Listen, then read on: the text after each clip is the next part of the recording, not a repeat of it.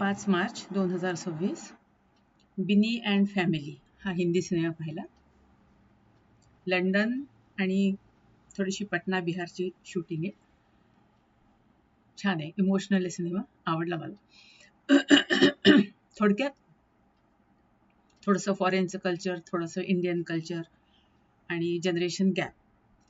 तर म्हातारपणात किंवा उतार वयात कशी कम्युनिकेशनची गरज असते आणि जसं तुम्ही कम्युनिकेशन वाढवाल तेवढी तुमची रिलेशनशिप वाढत जाते. म्हणजे गॅप तुम्ही वाढू दिली, कम्युनिकेशन गॅप पडली तर रिलेशनमध्ये पण गॅप पडते आणि मग एकमेकांचं मिसअंडरस्टँडिंग, मग गैरसमजुतीने रिलेशन्स दूर दूर होणं, हे सगळे प्रकार होतात.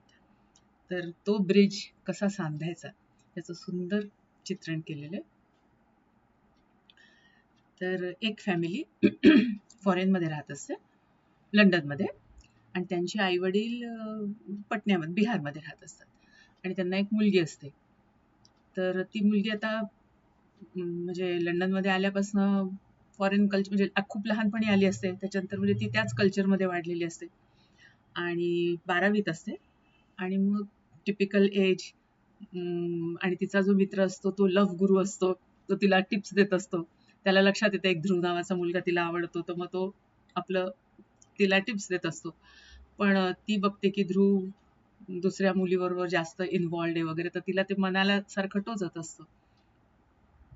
यांचे जे आई वडील असतात म्हातारे, पंकज कपूर दाखवलाय आणि हिमानी शिवपुरी, तर हे लोक वर्षातनं 2 महिने यांच्याकडे येऊन राहत असतात.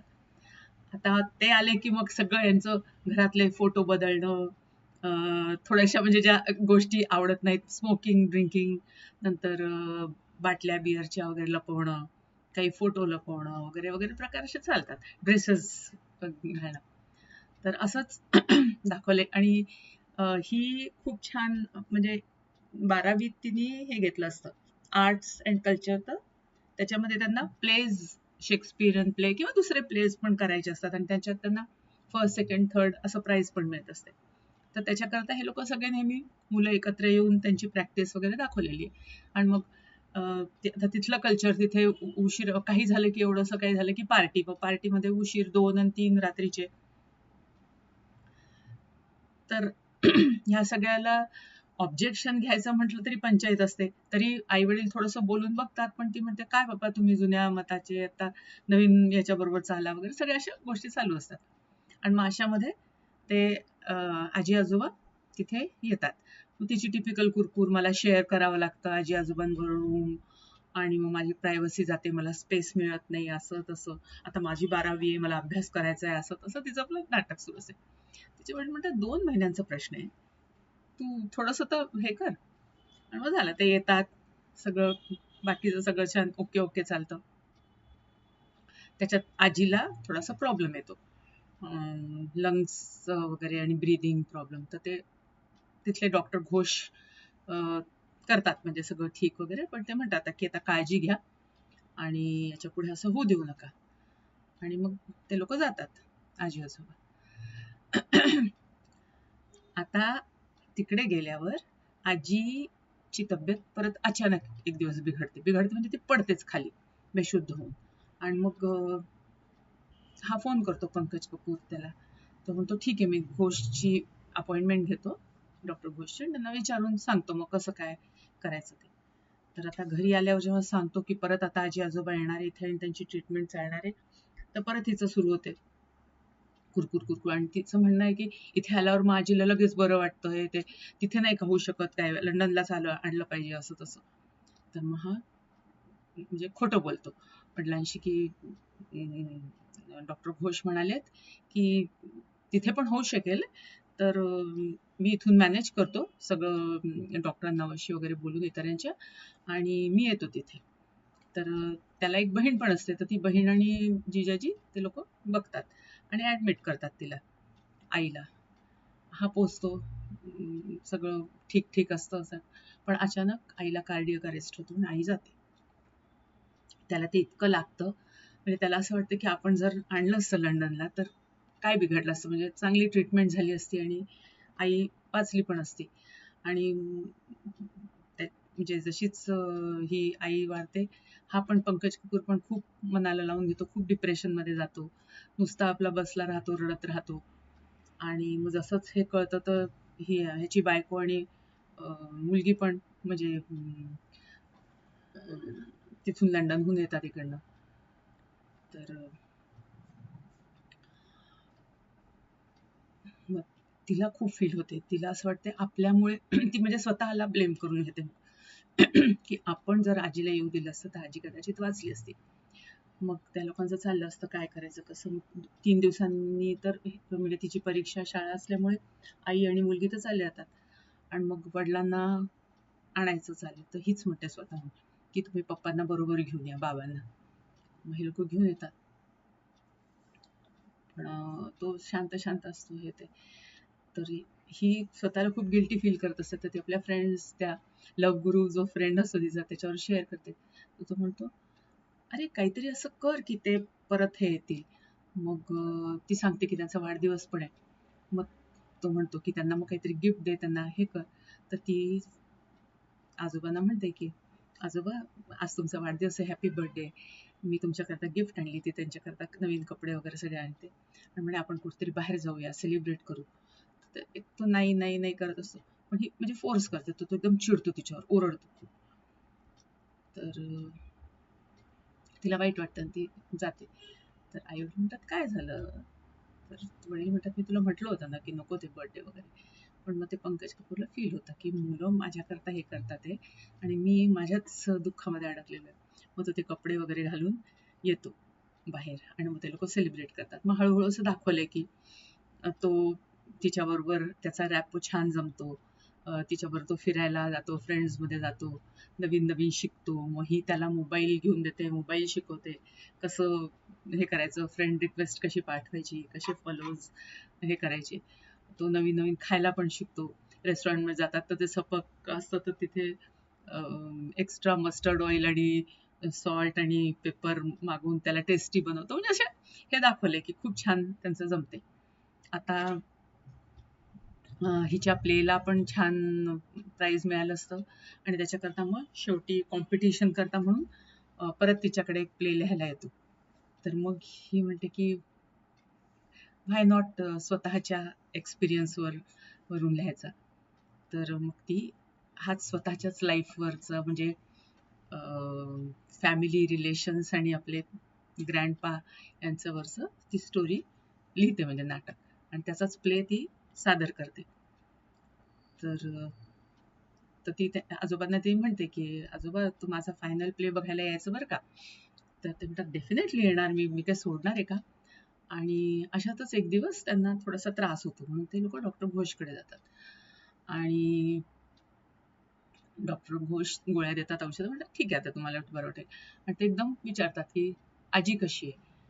तर याला आश्चर्य वाटतं पंकज कपूरला की डॉक्टर अशी कशी विचारतात ते. तर ही सांगते नाही की 1 महिना झाला आजी गेली म्हणून. तर ते म्हणतात अरे असं कसं काय झालं. तर पंकज कपूर एकदम सरप्राईज होते की हा कसं असं हे करतो. म्हणतात तुम्हीच तर म्हटलं होतं की इथे आणायची गरज नाहीये, तिथेच ट्रीटमेंट होईल वगैरे. आणि तर हा म्हणतो नाही पण त्यावेळेस तर मला काही असं आठवत नाही की माझं यांचं बोलणं झालं होतं विनयचं म्हणजे त्याच्या वडिलांचं. मी तर त्यावेळेस US मध्ये होतो असं वगैरे. पंकज कपूरला सगळं म्हणजे कळतं, रिअलाईज होतं. त्या लक्षात येतं की आपलं येणं इथे नको होतं या लोकांना, म्हणून यांनी तिथेच ते करायला लावलं. त्याला ते खूप फील होतं. तडकाफडकी तिथून निघतो आणि घरी येतो आणि बॅग पॅक करून परत येतो. हिला लक्षात येतं, ही म्हणते पप्पा थांबा ना त्यांना हे करून. मग आणि ती सगळं मग त्यांच्या आजोबांसमोर कबूल करते की हो त्याच्यात पप्पांची चूक नाहीये, माझी चूक आहे. मीच म्हटलं होतं पप्पांना की नका हे करून. फक्त पप्पांची चूक एवढंच आहे की ते तुमच्याशी खोटं बोलले. तुमच्या रिस्पेक्ट पायी, तुमच्या भीतीपोटी म्हणा, जे काही तुम्हाला त्यांनी खरं नाही सांगितलं, खोटं सांगितलं की घोष डॉक्टरने असं सांगितलंय म्हणून. पण ही सगळी चूक माझी. पण तो जातो निघून म्हणजे. मग घरी येतो, मग काही तो कम्युनिकेशन ठेवत नाही जास्त, म्हणजे फोन आला तरी बोलत नाही काही जास्त हे नाही. आपल्या आपल्या मित्रांमध्ये लोकांना जे जसं तो तिथे आधी करत होता बिहारमध्ये तसंच तो करायला लागतो. पण मग त्याला ते राहत नसतं म्हणून तो ते जे ट्रीटमेंट झालेली असते बायकोची आणि रिपोर्ट वगैरे सगळे ते घोषणा पाठवतो आणि विचारतो की असं असं झालं होतं, काय होऊ शकलं असतं का?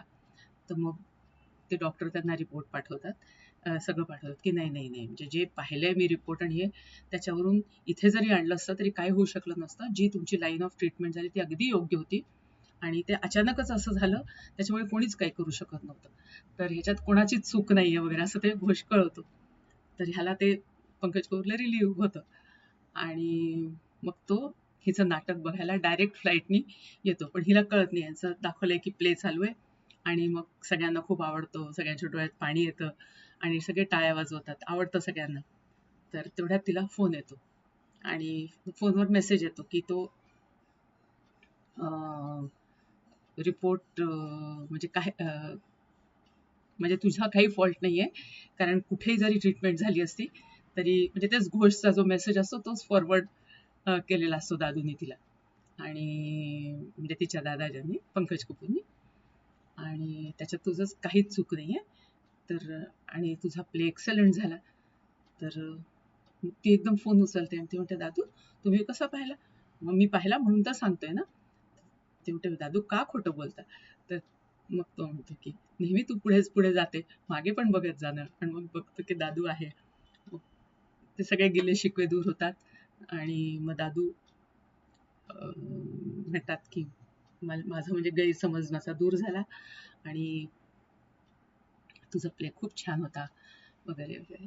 आणि मग पुन्हा सगळं नीट होते. तर मग दादूंना तिथे बोलायला सांगतात त्यांच्या त्या सेलिब्रेशनमध्ये. ते तेच म्हणतात की नवीन जनरेशन आपल्याला खूप काय म्हणते एन्थुझियाझम देते किंवा आपल्याला चांगल्या गोष्टी पण त्यांच्याकडनं शिकता येतात. आपणही त्यांच्याकडनं काहीतरी शिकलं पाहिजे आणि ही मुख्य म्हणजे कम्युनिकेट केलं पाहिजे एकमेकांशी. ते आपलं घेतात, आपण त्यांचं घेतलं पाहिजे. थोडंसं नवीन जमान्याशी पण आपण ॲडजस्ट करून राहिलं पाहिजे. त्याच्याशिवाय हे शक्य नाही. तर आपसात रिलेशन घट्ट पाहिजे.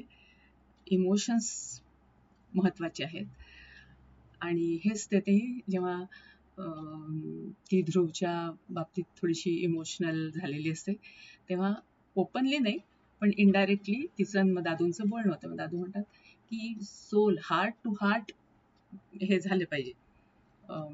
विचार बॉडीली किंवा शरीराचं मिलन तर हे आहे. त्यामुळे जसं राधा कृष्णांच्या अजूनही म्हणे राधाची कृष्णाची बायको रुक्मिणी होती, पण अजूनही म्हणजे प्रेम म्हटलं की राधा कृष्ण असंच येतं. तर शेवटी प्रेम हे हृदयांचं मिलन आहे. शरीराचं मिलन हे काय फक्त जवळ येण्याचा एक आणखीन मार्ग आहे. तर असं टाईपचे त्यांचे पण मग पुष्कळ बोलणं वगैरे होतात. तर थोडक्यात आपल्याला शिकण्यासारखं याच्यात ना असंच आहे की एकमेकांना समजून घेऊन कम्युनिकेशन केलं पाहिजे आणि आपसातले रिलेशन्स हे स्ट्रॉंग असायला पाहिजे, एकमेकांवर विश्वास पाहिजे. हे महत्वाचं आहे. सुंदर आहे सिनेमा, छान.